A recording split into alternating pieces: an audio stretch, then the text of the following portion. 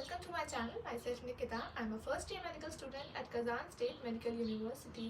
तो कैसे हैं आप सब? आई होप आप सब अच्छे होंगे। एंड अभी आपको 5th मई को नीट का एग्ज़ाम हुआ है। आप सबने बहुत अच्छा किया होगा। आई नो आपने बेस्ट ही दिया होगा अपना। तो अभी आपको पता है जैसे नीट की आंसर्स की भी रिलीज़ हो चुकी है, not the official one but the coaching centres L Aakash वगैरह ने अपनी आंसर्स की रिलीज़ कर दी हैं। आप सबने अपने आंसर्स भी इवैल्यूएट कर ही लिए होंगे आंसर्स की इसके अकॉर्डिंग, तो आपको पता चल गया होगा कि आपके कितने मार्क्स आ रहे हैं एग्ज़ाम में, और आप देख चुके होंगे कि आपको गवर्नमेंट सीट मिलने के चांसेस कितने हैं।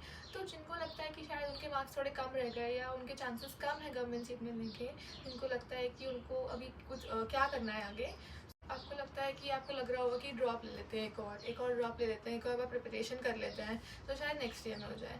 तो that's also good idea. You can take a drop but you need to analyse first कि आपको देखना होगा कि आपके कितने मार्क्स आ रहे हैं इस अटैम्प्ट में। अगर आपके मार्क्स कट ऑफ से या जो प्रीवियस ईयर कट ऑफ्स हैं उनकी आपको राउंड ऑफ लगा के आपको लग रहा है कि थोड़े ही कम है आपके मार्क्स, या मान लीजिए 50-60 कब रह गए, आपको लगता है कि आप नेक्स्ट अगर आपको एक और चांस मिले, एक और ईयर मिले तो आप कर पाएंगे, then you should definitely give it a try.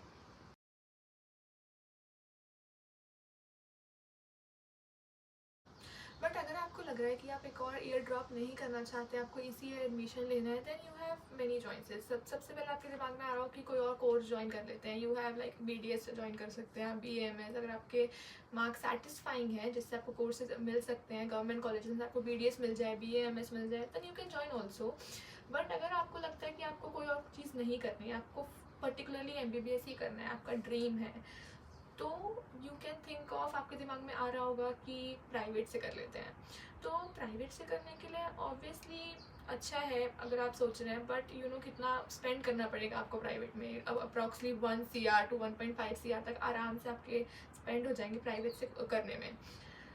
Then the next option कि आप सोच सकते हैं MBBS अब्रॉड के बारे में। आई नो कि बहुत लोगों ने इसके बारे में सुना भी। तो इनिशियली आपको बहुत लोग बोलेंगे कि अब्रॉड में MBBS की क्वालिटी अच्छी नहीं है, आप वहाँ पे लैंग्वेज प्रॉब्लम रहेगी, वहाँ पे एक्सपेंडिचर ज़्यादा है, कॉस्ट ऑफ लिविंग ज़्यादा है। So let's talk about that all of the things कि आपको क्या डिफरेंस है प्राइवेट में और MBBS अब्रॉड में।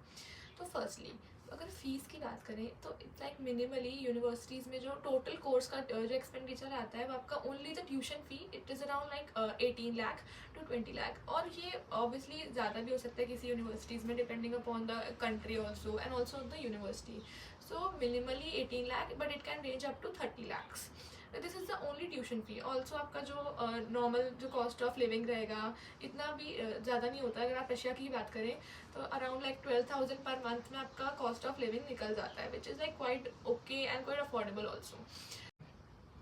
तो the next thing is the course of duration. तो ड्यूरेशन ऑफ जो कोर्स जो होता है अब्रॉड में वो it is of about 6 years along with the internship. वहीं अगर हम इंडिया की बात करें तो जो प्राइवेट में रहेगा वो आपका 5.5 years रहेगा अलॉन्ग विद इंटर्नशिप। तो थोड़ा डिफरेंस तो है, थोड़ा टाइम ज़्यादा लगेगा अब्रॉड में। ये हो गया कोर्स की बात, ड्यूरेशन की बात। Now next thing is the infrastructure. तो इंफ्रास्ट्रक्चर जो होता है वो बहुत ही अच्छा है अब्रॉड MBBS में। ऑब्वियसली इंडिया में सब बेटर है, आपका घर के पास है, but abroad MBBS is also too good. वहाँ पे एक्सपेंडिचर, वहाँ पे जो इंफ्रास्ट्रक्चर है, वहाँ पे लाइब्रेरीज आपको जो प्रोवाइड होंगी, जो आपको हॉस्पिटल्स में आपको क्लिनिकल प्रैक्टिस लगेगी, they are too good and very developed. और वहाँ पे सारे ही जो क्वालिटी ऑफ एजुकेशन रहेगी, टीचर्स की क्वालिटी वो भी बहुत अच्छी है। इवन जो अगर हम एग्ज़ाम पैटर्न की बात करें या स्टडी पैटर्न की बात करें तो वो भी बहुत ही सिमिलर है इंडिया से। जो भी हमको बुक्स से, जिस बुक से पढ़ाया जाता है, जैसे हमारी BD चौरसिया हो गई, इंद्रवीर सिंह हो गई, तो वो भी हमारी जो इंडिया में भी उन्हीं बुक से पढ़ाया जाता है और यहाँ पे भी आपको सिमिलर ही बुक्स यूज़ की जाती हैं। तो आपके सिलेबस में या MBBS की स्टडी में उतना डिफरेंस नहीं आता है, ऑलमोस्ट सिमिलर ही है। नाउ नेक्स्ट थिंग इज़ की बात करें अगर हम लाइक इवन, हाँ, इसके साथ साथ हमारे यहाँ पे जो यूनिवर्सिटीज़ है, जैसे मेरी particular university Kazan state medical university हमें ऑनलाइन लाइब्रेरीज़ का एक्सेस भी प्रोवाइड करती है, where you can access any book, like any book you want to study. Next अगर बात करें that is problem of language. तो लैंग्वेज में इतना डिफ़िकल्ट है नहीं आई गेस, बिकॉज लैंग्वेज इतना, आपकी जो यूनिवर्सिटी होती है वो भी आपको, जैसे हमारी यूनिवर्सिटी है वहाँ पे रशियन जो है एज अ सब्जेक्ट हमें पढ़ाई जाती है। तो दैट्स नॉट अ डिफ़िकल्टी और a hindrance to you. Also अगर हम बात करें तो एक नई लैंग्वेज सीखना, एक नए कल्चर के बारे में जानना, it's always very exciting, for me it was. So that's not a hindrance at all. Also जो हमारा MBBS कोर्स है that is completely in English medium. Next अगर हम बात करें यूनिवर्सिटीज़ की, तो जो यूनिवर्सिटीज़ हैं जैसे यहाँ पे अब्रॉड में, रशिया में पर्टिकुलरली, तो उनकी वर्ल्ड रैंकिंग बहुत ही अच्छी है।